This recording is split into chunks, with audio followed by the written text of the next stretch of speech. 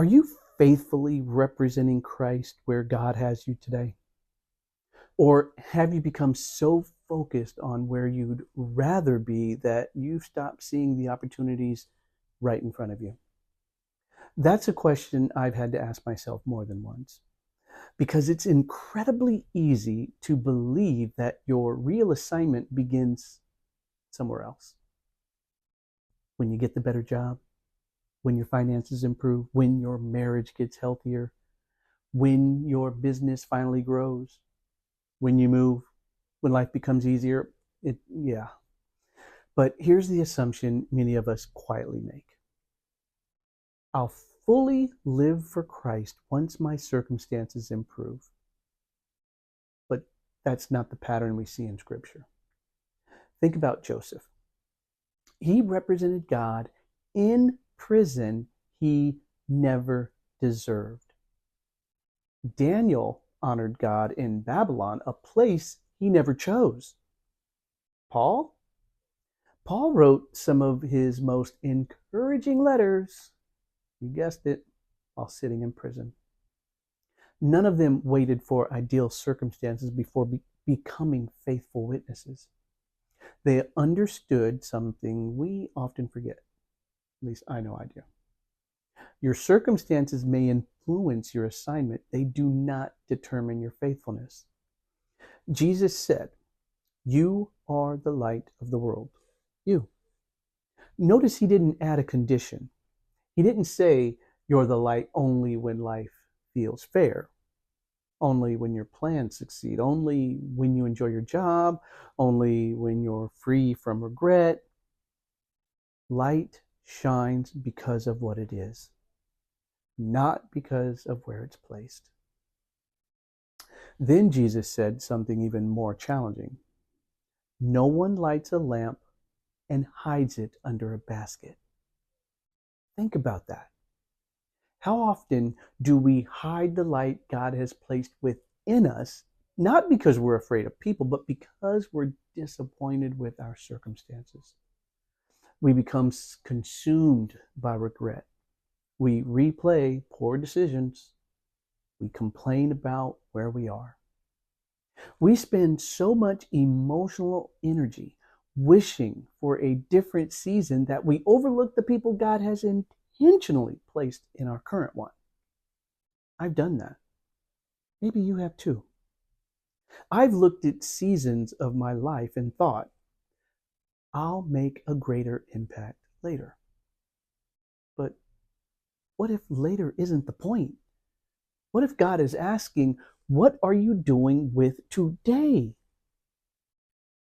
Here's another blind spot. We often think our location limits God's ability to work through us. Yet throughout Scripture, God repeatedly uses people in places they never wanted to be. The prison became Joseph's platform. Babylon became Daniel's mission field. A Roman prison became Paul's writing desk.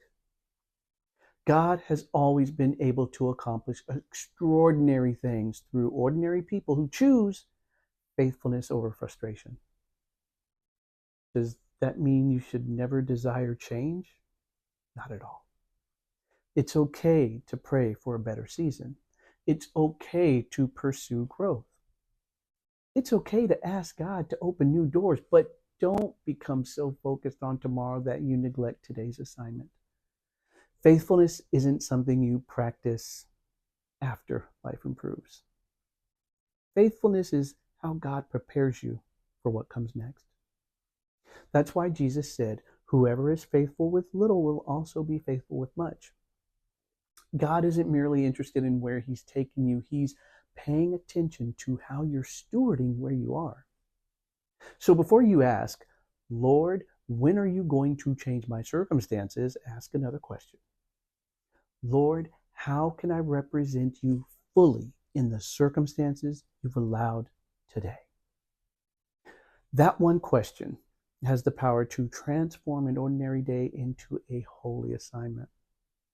You see, I work with Christians who need biblical clarity while they're still in the middle of life storms, because one of the greatest temptations we face is postponing obedience until life becomes easier. But Scripture consistently shows us that God does some of his greatest work through people who choose faithfulness long before their circumstances ever change.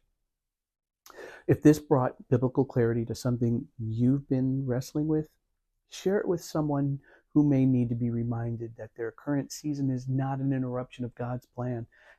It may be the very place where he's asking them to shine. And if you're ready for that kind of clarity, apply for a blind spot assessment. Just download the Identity and Direction Audit to uncover the blind spot beliefs and direction patterns, the decision patterns actually, that may be keeping you from moving into what God is calling you to do. Once you complete the application, send it to unstuckin7days@gmail.com. And if you've ever wondered why God sometimes leaves us in difficult places longer than we expected, watch my video called, "What If This Isn't Punishment?" You may discover that the place you've been trying to escape is the very place where God is shaping you into the person he's been calling you to become. Until next time.